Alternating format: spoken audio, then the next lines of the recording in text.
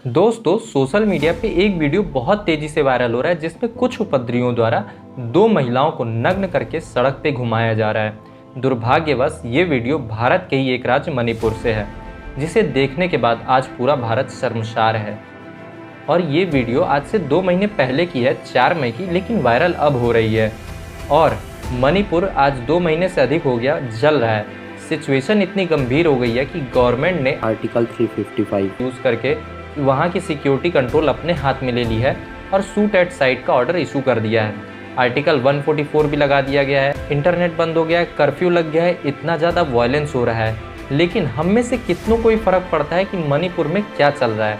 पर मेरे लिए ये ज़रूरी है आपको बताना कि मणिपुर में क्या चल रहा है, और उससे भी ज़्यादा ज़रूरी ये है कि ये क्यों हो रहा है। Since early May, clashes between indigenous communities have resulted in violence and destruction across the state. More than a month that the northeastern state of Manipur is burning. More than 100 people have died. Hundreds are injured and thousands displaced. The rule of law is gone.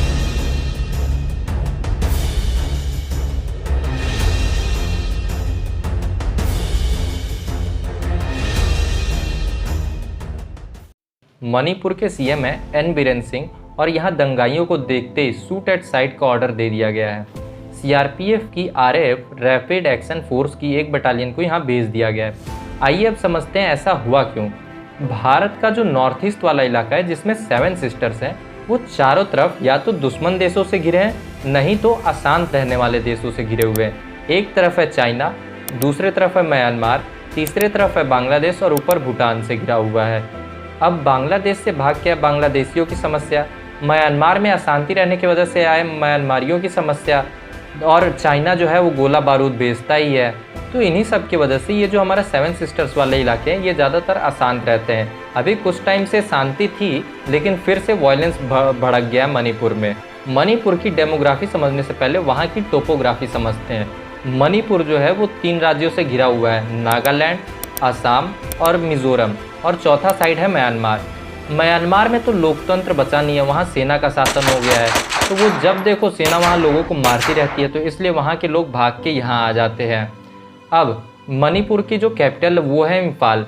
अब मणिपुर जो है वो ज़्यादातर पहाड़ों से घिरा हुआ इलाका है, तो वहाँ जो इम्फाल है और चौरा चांदपुर डिस्ट्रिक्ट और उसका बस अगल बगल वाले जो थोड़े बहुत एरिया हैं, यही प्लेनर एरिया है। ये वैली है। वैली मतलब क्या? वैली मतलब 2 पहाड़ों के बीच की जो जगह होती है वो प्लेनर एरिया, वो वैली कहलाता है। ठीक है, तो यहाँ इम्फाल हुआ और इन सब जगह पे एग्रीकल्चर बहुत सही होता है। यहाँ ज़मीन खेती करने के लिए जो ज़मीन है वो बहुत सही रहती है, तो यहाँ एग्रीकल्चर सही से होता है। और बाकी का पूरा एरिया जो है वो पहाड़ों से घिरा हुआ है। ठीक है, अब समझते हैं यहाँ पे, ये समझने वाली चीज़ है।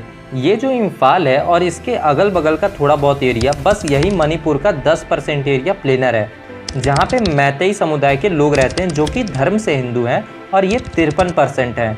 मतलब ये कि मान लीजिए कि अगर पूरे मणिपुर में 100 लोग रहते हैं, तो इम्फाल वाले इलाके में 53 लोग ही रहते हैं, जो कि मैतेई हैं। ठीक है, और बाकी का बचा हुआ 90% इलाका मणिपुर का, जो कि पहाड़ों से घिरा हुआ है, उसमें ट्राइब्स रहती हैं, जो कि 47% हैं।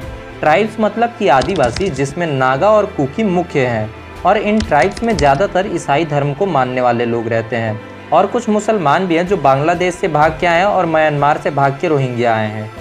तो मुद्दा समझ में आया आपको? जो मैतेई हैं वो 57% ही हैं, लेकिन उनके पास सिर्फ 10% एरिया है, और जो कुकी हैं वो 47% है, लेकिन उनके पास जो है 90% एरिया है जो पहाड़ों का है।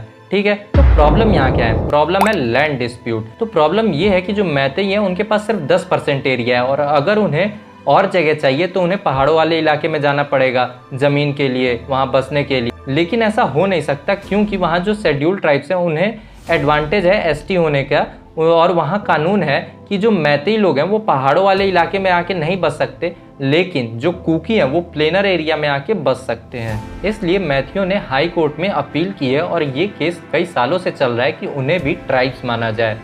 और ये इसलिए कि अगर उन्हें ट्राइब्स माना जाएगा, एसटी माना जाएगा, तभी तो इन्हें उन पहाड़ों वाले इलाकों में जाके ज़मीन मिल पाएगी और रिजर्वेशन के कई सारे फ़ायदे मिलेंगे। ठीक है, अभी रिसेंटली हाई कोर्ट का फैसला आया है। उन्होंने यहाँ की सरकार से कहा है कि जल्द ही मैथियों को एसटी में शामिल करने की योजना बनाई जाए। तो इससे सबसे ज़्यादा दिक्कत किसको है? ट्राइब्स को है, कुकीज़ को है, क्योंकि उनका हक मारा जाएगा, उनकी ज़मीन छीनी जा सकती है, क्योंकि अब मैती लोग भी वहाँ पहाड़ वाले इलाके में आएंगे ज़मीन लेने। रिजर्वेशन का डर है, नौकरी का डर है, एसटी वाले फायदे अब मैथियों लोगों को भी मिलने लगेंगे। इसी वजह से सारे ट्राइब्स मिलकर ट्राइबल सॉलिडिटी मार्च निकाले और उन्होंने कहा कि हम अपना ट्राइबल हिस्सा किसी और को नहीं देंगे, हम किसी और को ट्राइब नहीं बनने देंगे, मतलब कि मैथियों को ट्राइब्स में शामिल नहीं होने देंगे। ठीक है। और ये जो ट्राइब्स इकट्ठा हुई थी, इन्होंने ही ये पूरा तोड़फोड़ मचाना चालू कर दिया, घरों में आग लगाया और फिर दोनों कम्युनिटीज़ की तरफ से वायलेंस चालू हो गया और इसी की वजह से गवर्नमेंट ने शूट एट साइट का ऑर्डर इशू कर दिया। अच्छा, इन दोनों कम्युनिटीज़ मैतेई और कुकी के बीच मुठभेड़ हुई, लेकिन सोचने वाली बात ये है कि इन दोनों के पास इतने एडवांस हथियार कहाँ से आए? तो देखिए, दुनिया में ऐसे दो कोने हैं जहां अफीम और हेरोइन की खेती सबसे ज़्यादा होती है। एक तरफ है अफगानिस्तान, पाकिस्तान और ईरान और दूसरे तरफ है म्यांमार, लाओस और कंबोडिया। ठीक है। और दुर्भाग्यवश इन दोनों के बीच में है भारत। तो मतलब ये कि भारत एक बाज़ार है, यहाँ इनकी खपत होती है और इनका उत्पादन उन दोनों जगहों पे होती है। ठीक है। तो अगर किसी को ड्रग्स की खरीद बेच करना होता है तो ये बॉर्डर से जुड़े हुए राज्यों से करते हैं, जिनमें से एक है मणिपुर, जिसका बॉर्डर लगता है म्यांमार के साथ। और इनके साथ जो ट्राइब्स हैं वो भी अफीम और हेरोइन की उत्पादन करते हैं, पहाड़ों को काट काट के बहुत लंबे समय से। ठीक है। अब मैथियों के पास एग्रीकल्चर से पैसा है तो वो वहाँ से हथियार खरीद लेते हैं, और जो ट्राइब्स हैं उनके पास अफीम और हेरोइन है तो उन्हें वो बेच के जो है एडवांस हथियार खरीद लेते हैं। और आप देख सकते हैं इन लोगों के पास कितने एडवांस हथियार हैं। ठीक है। इन सबको कंट्रोल करने के लिए वहाँ सीआरपीएफ के जवान को भेजा गया, लेकिन आर्मी ऑफिसर्स के द्वारा यहाँ एक स्पेशल मांग उठी कि यहाँ आफ्सा को लागू कर देना चाहिए, armed force special protection act. असल में पहले ऐसा हुआ करता था कि आर्म्ड फोर्सेस के पास शूट एट साइट का ऑर्डर रहता था कि वो किसी भी उपद्रवियों को देखते ही वो गोली मार सकते हैं, ऐसा स्पेशल पावर उनके पास थी। तो अभी के हालात ये हैं कि हाई कोर्ट के डिसीजन के अगेंस्ट केस अब सुप्रीम कोर्ट में चला गया है। सुप्रीम कोर्ट सुनवाई कर रही है कि मैथियों को रिजर्वेशन मिलना चाहिए या नहीं, इस पे विचार कर रही है। तो शायद आगे ऐसा हो सकता है कि सुप्रीम कोर्ट इनकी रिजर्वेशन की मांग पे होल्ड कर सकती है, और ऐसा हो सकता है कि आर्म्ड फोर्सेस को आफ्सा की पावर दे दी जाए ताकि जो भी उपद्रवी हैं उन्हें देख के मारा जा सके, जो देश के हित के लिए सही ना हो, और कंट्रोल किया जा सके माहौल को। और जो देश में इलीगली घुस रहे हैं और ड्रग्स की खरीद बेच कर रहे हैं, सरकार को उन पे स्पेशल कार्रवाई करनी चाहिए। इसमें आपकी क्या राय है कमेंट बॉक्स में ज़रूर लिखिएगा, और वीडियो पे नए हैं तो लाइक और सब्सक्राइब कीजिएगा।